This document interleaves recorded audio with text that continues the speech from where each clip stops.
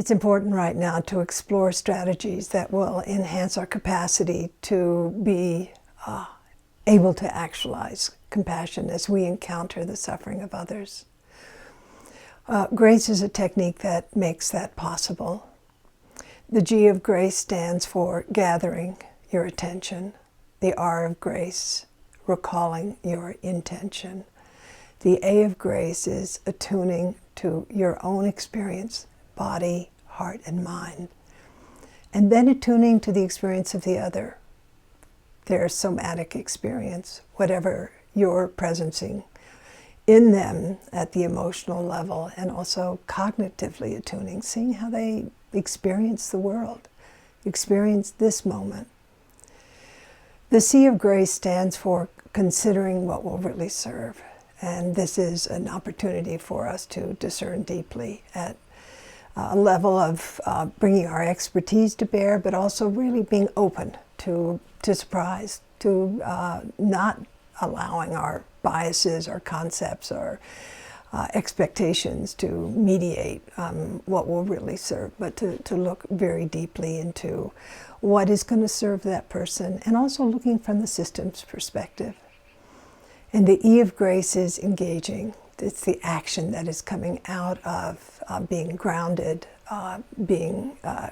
grounded as well in our own motivation, our ability to being grounded in our own experience of self-attunement and attuning to other, and seeing what will serve, and then acting from that insight. What will really serve here? And then the E of grace is also about ending. How do you complete an interaction? So let me just share how that practice might be in a given circumstance, knowing that this is not a kind of necessarily stepwise process. And it also is, the way I'll be sharing it, it's stretched out in time.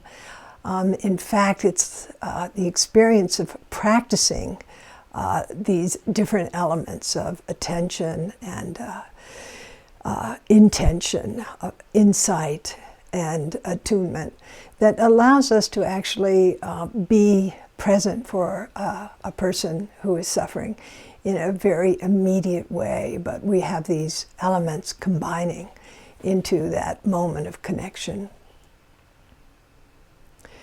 So for a moment, I'm going to invite us to, on our in-breath, gather your attention. Let it really rest on the inhale, and on the exhale, drop into the body. Allow yourself to get grounded. You could put your attention, for example, not on the breath, but on the sensation of your feet on the floor. Or you could put your attention on the sensation of your hands touching each other, or even a word or a phrase. It's a way for you to interrupt your assumptions and your attention on the external world, and inviting yourself into getting really grounded. I use the breath, and I heard from my colleagues who are neuroscientists that it enhances the parasympathetic system, that part of our nervous system associated with affiliation, with connection. But for some people, breath is not the best vehicle. And just take a moment to release the grasp on the external world and come home, allowing yourself to let your attention settle so that you can have a quality of presence when you're offering it to the other person that's characterized by clarity, where you're able to offer your attention for more than a moment, and also that's free of judgment. So again, if it's appropriate for you, on the inhale, let your attention be fully in the physical experience of the in-breath, and on the exhale, if it's appropriate for you, drop into the body, relax.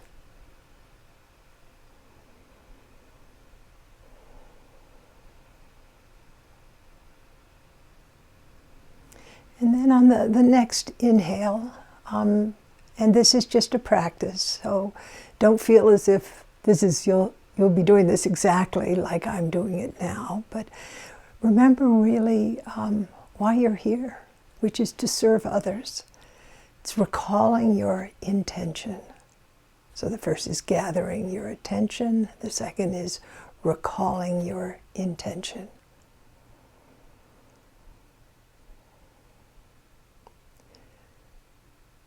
Having a really strong moral and ethical foundation makes it possible for us to offer our attention to others in a way that's deeply compassionate.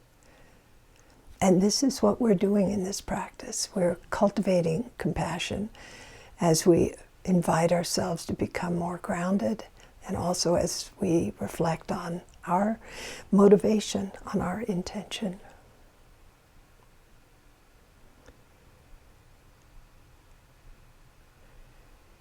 And then allow yourself to notice what you're experiencing physically. Attune to your own somatic experience.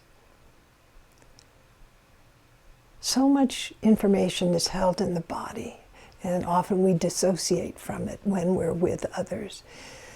The body's a way where we can become more grounded, but also there's feelings in the body when we're misaligned with our values, or when biases are present, and it's important for us to notice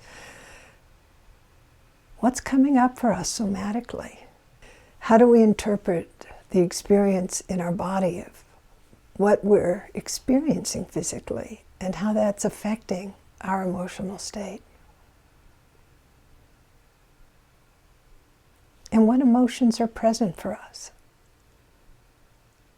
And what views are present? How are we seeing our experience in this moment? What biases might be present? What judgments? What concerns?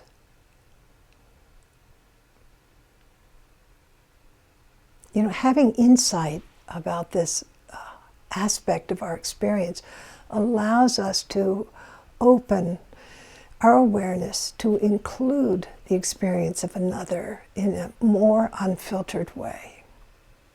So as we begin to open ourselves to experience the person as a physical being and as an emotional being, as a thinking, view-oriented being, if you can expand your sense of subjectivity to include the experience of another. This is empathy. To be in somatic, cognitive, and as well as affective resonance with another. And then the sea of grace. Consider what will serve. It's not to put aside our expertise, the algorithms that we've been taught in what is necessary here, but it's also to allow ourselves to be very open, even to surprise, to see things in a different way.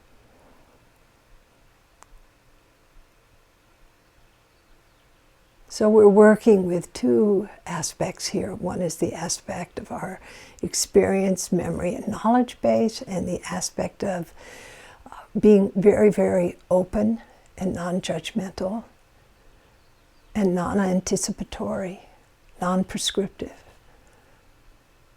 Consider what will really serve. And this is possible because we have this experience of being really grounded, attentionally balanced, emotionally balanced. Our intention is very present for us. We're there with an altruistic motivation engaged. Our self-attunement has taught us quite a bit. Our openness to the other has also taught us. So considering what will really serve is a much deeper and richer experience. And also, we learn how to slow things down. And from that base, then, engaging. Sometimes engaging means we do nothing. Sometimes it means that we take an action. Sometimes that action is morally complex, and we're aware of that. We have the capacity to live with and work with moral residue. Engaging. Engaging allows us to experience also a deep alignment with our values, with our intention, with our views. And then completing the interaction is ending. Sometimes we end just at a level of self-reflection or an experience of self-reflection where we take a few moments to acknowledge what has transpired, or interpersonally take time to actually acknowledge with the patient or friend or student what has transpired. Sometimes it's appropriate to express appreciation, or sometimes we have to ask forgiveness, or ask forgiveness of ourselves. But completing each interaction is really important. So that is grace.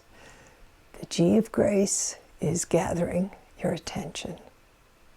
The R of grace is recalling your intention. The A of grace is first attuning to yourself and then attuning to the other person. The C of grace is to consider what will really serve here. And the E of grace is engaging and then ending. This is an active, contemplative practice that is about cultivating compassion as we interact with others.